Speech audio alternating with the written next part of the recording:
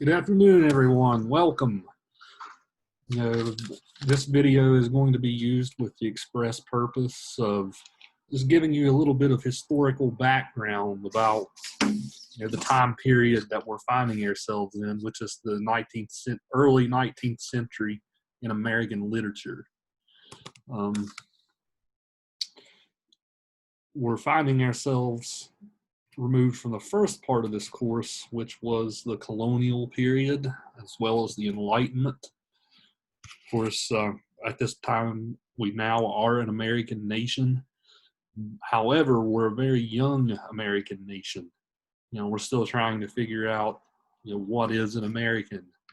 What are we to do with all these problems that this young American nation faces? So, those are some of the questions that we're asking. The first thing I want to do is discuss just literature in general, especially in America, and how it started to form.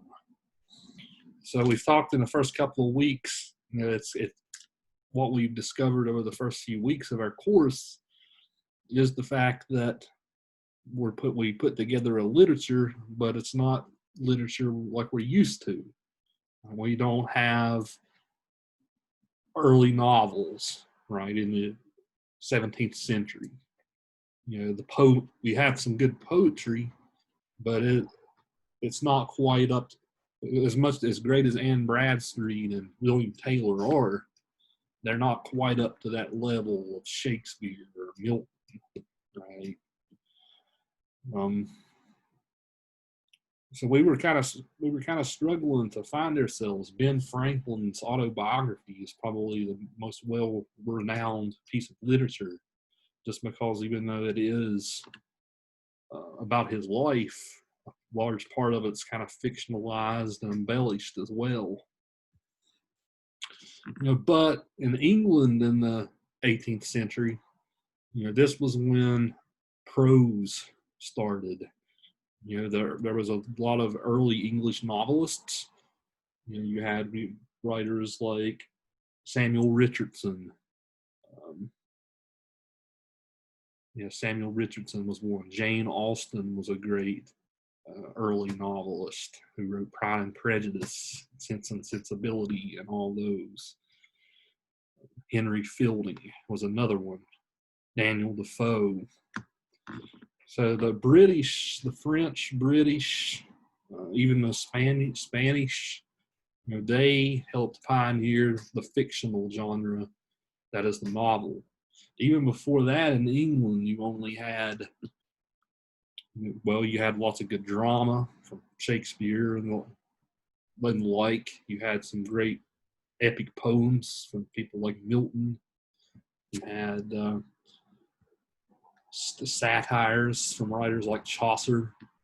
So they had a great tradition even before they innovated fiction.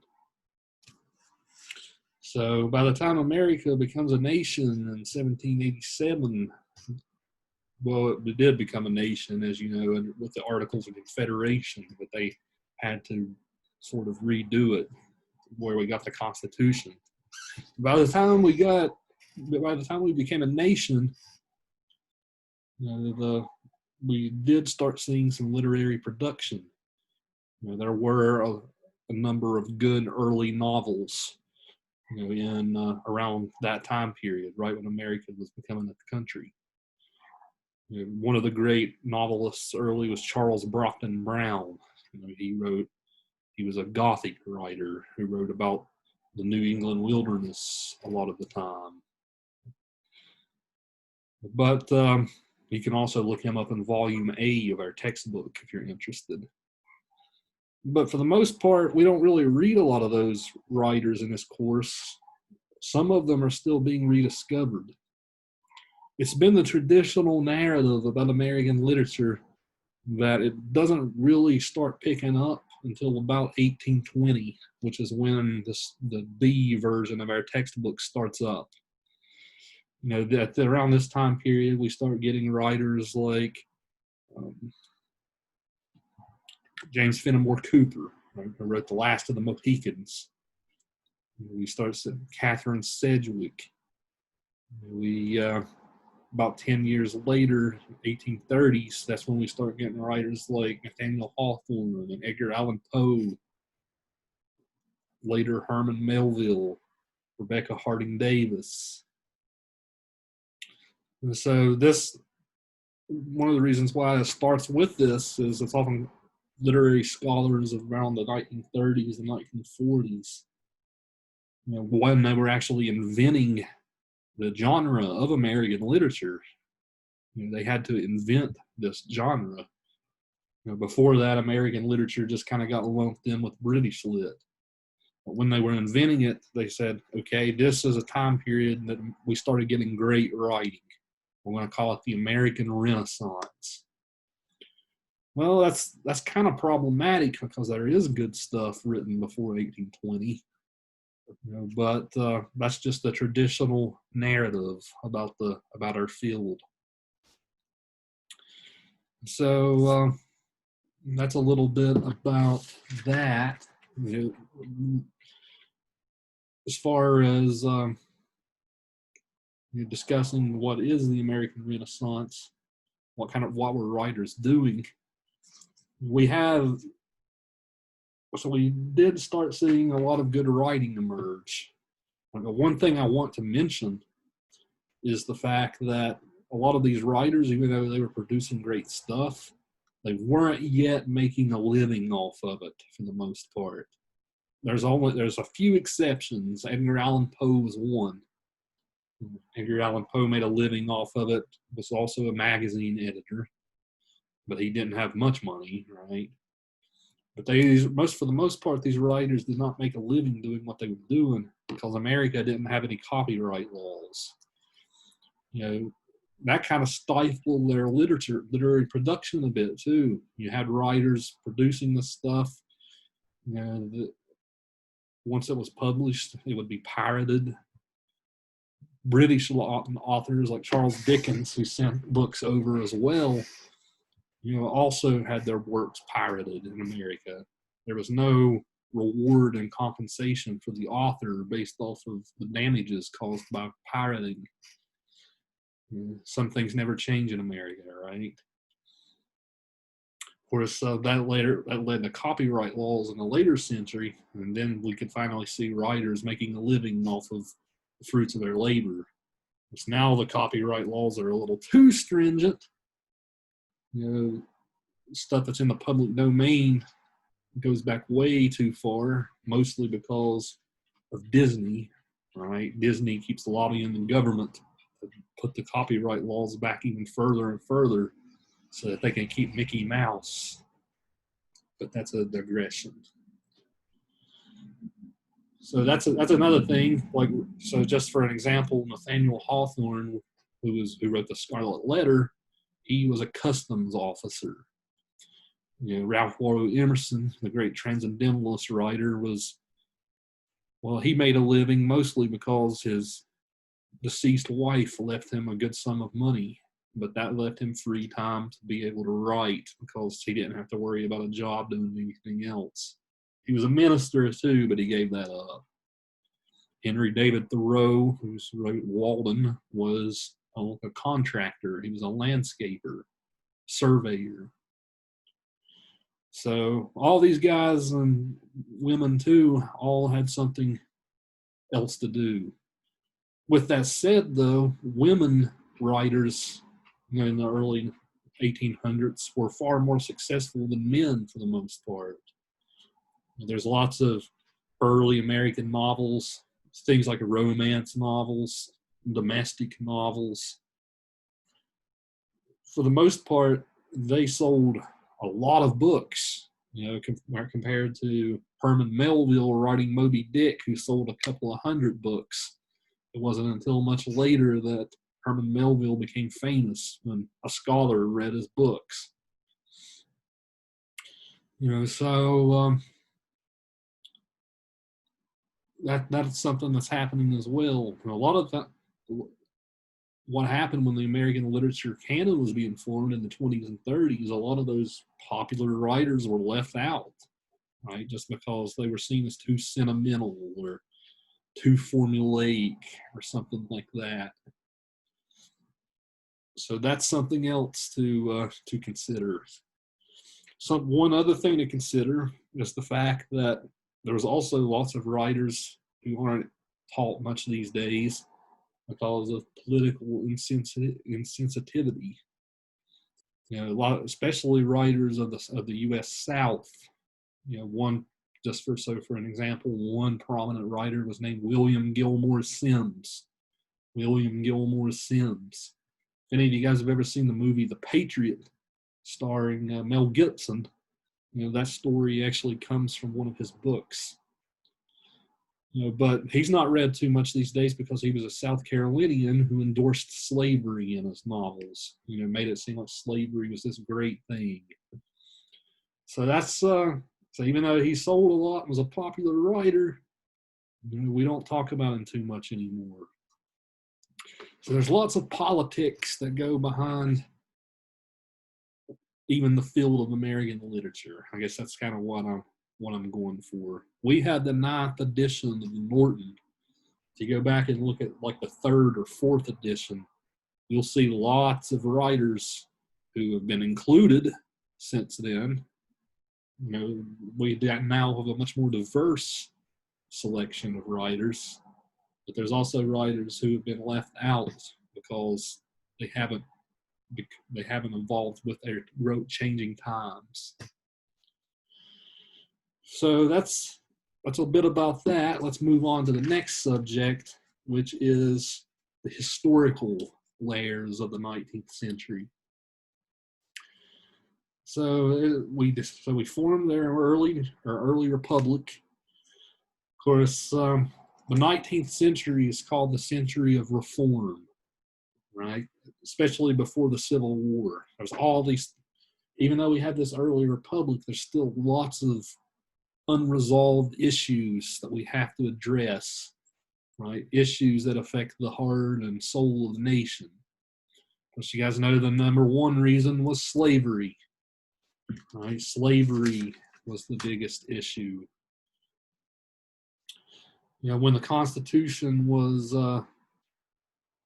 founded, you know, they had to ask the question about slavery. How do we count slaves as population? Because as you guys might know, the House of Representatives gives states power based off of how big they are, how big their populations are. You know, so they had to come up with a compromise, because you know, surely you can't count a slave as a person. So what they did was they came up with something called the 3/5 compromise. 3/5 of all slaves in the South could count as population that you could then use in the House of Representatives, as well as the Electoral College. You know, but also another thing, when the Constitution was founded, you know, importing slaves was outlawed. You know, no longer could people import slaves from Africa. So what happened was, of course, there was enough here at that time that they could just breed them, you know, create generations upon generations of slaves. Because you guys probably know that masters often had children with their slaves, and then the children would become slaves, as was the case with Thomas Jefferson, right? And so there was a whole twisted, nasty situation. And as the century went on up to about the Civil War, the nation was growing. We were moving west. Right? We bought the Louisiana Territory. We kept moving west. By the 1850s, we were at the West Coast. You know, we had this idea called manifest destiny, right? That we as Americans have a destiny, you know, to go all the way from the Atlantic to the Pacific Ocean. It's God's chosen destiny for us. But as we kept moving, you know, the institution of slavery faced a crisis.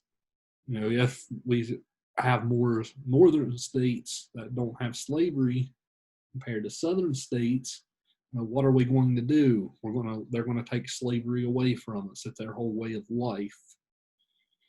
So across the century up to the Civil War, there's lots of small compromises that they make as they admit new states to the Union.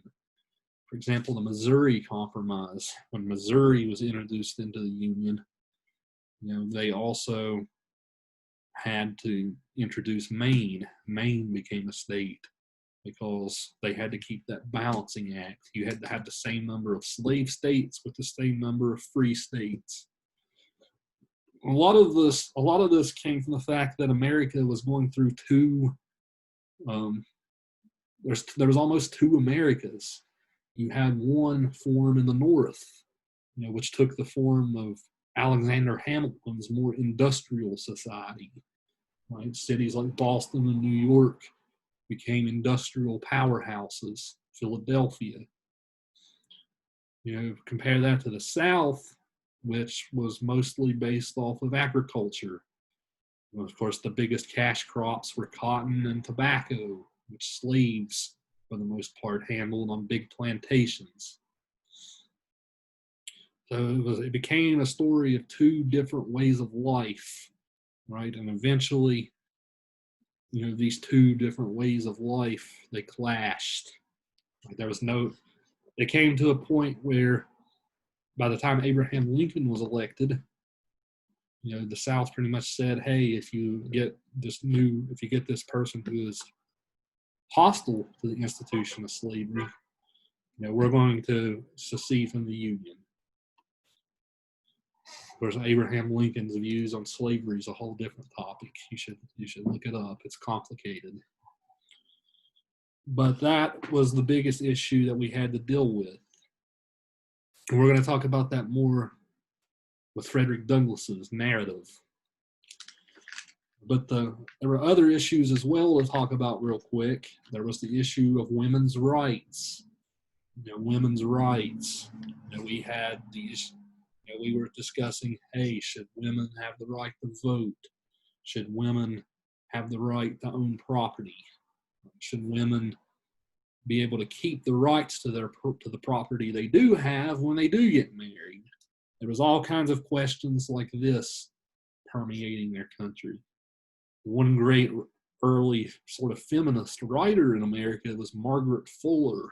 We're not reading any Fuller in this particular version of the class I'm teaching now, but Margaret Fuller was a great sort of early feminist in our country. We also had the issue of Native Americans, especially Native American extinction and removal. I will get back to the Trail of Tears in a second when I talk about Jackson. But we were dealing with that problem as well. We were dealing with temperance. Right? There was a movement called the temperance movement, which was all about how alcohol was the root of all evil and causes all their problems as a society. Of course, that movement later led to the Prohibition, when alcohol was banned in America for a short time. There was a movement against the death penalty. How could we as Americans have a death penalty and be right with God? So lots of issues of reform that we're dealing with. So as we go through this next to the most part of the course, which is on the 19th century, you're going to read lots of different stuff. You're going to read texts like Emerson's essays. You're going to read Walden. You're going to even read fiction. And in all this stuff that we're reading, you're going to see all these different reform movements showing up, right? Because American fiction became sort of this social fiction, right? It almost became impossible to separate American politics from American literature at this time period. One last thing I want to mention is just the general spirit of the era. And oftentimes, the general spirit of the era is called, this is oftentimes called the antebellum era, the pre-war period. But once we get past the 1820s, going into the 1830s, America became, Andrew Jackson's presidency sort of had a major impact on American identity. Andrew Jackson, of course, became famous for being a general during the War of 1812, where he, after the war was already over, after America and Britain came to a peace treaty, he won this overmatched battle he was in New Orleans, I believe it was. So he became this sort of folk hero, right? Here's this American figure, who we can be proud of. But when Jackson became president, he formed what we now know of as the Democratic Party. And part of his principles were he wanted to be a party for the common person. Jackson distrusted elite people. So he distrusted doctors, lawyers, all these different types of people. So around this time period, we started seeing things like medical licensing laws. Anybody could be a doctor, a medical doctor during this time. You didn't have to have a degree. For the most part, we owe a lot of that to Jackson, for this sort of general distrust of elites. He wanted a party of the common people, emphasizing the common person. So that was oftentimes a small, poor, even a white man, right? That's what he meant by the common person. That even even though Jackson was a Southerner, that even contrasts a little bit with the South, where it was mostly rich plantation owners, right? So that wasn't the demographic Jackson was going for. But Jackson's whole sort of spirit sort of permeates over this era, right? We became, especially his language of democracy. It's called Jacksonian Democracy. We can become a country that represents everyone. Of course, Jacksonian democracy was limited. So as the century kept progressing, we kept asking ourselves, okay, we're a democracy, but we're a democracy representing who? Are we just representing white people, white men? Are we bringing women into the conversation? Are we bringing Native Americans, slaves? So that his aura, his sort of cult of personality, so to speak, it became a central talking point. But as we know too, Jackson has a problematic. Jackson's presidency was wildly significant. He was one of the first presidents to really use the power of the executive branch. But oftentimes he used it in ways that hasn't aged well with history. Right? Of course, we know that about the Trail of Tears, where he forced the Cherokee off of their land and forced them west under awful conditions. He wildly distrusted Native Americans. Of course, now we're discussing, why is he on our money? Shouldn't we take him off because of some of the bad stuff that he did? Well, like I just said, it's complicated, right? Just because, besides George Washington himself, he was probably the most significant president up until Lincoln. So that's a bit about that. Know that this is a time period where there was this distrust for elite authorities, right? And that's going to come into play, especially when we talk about transcendentalism. So that's enough for now. I appreciate you guys' time. Hopefully this gave you some insights into the century and all the things that we're going to be reading. Take care. We'll see you all later.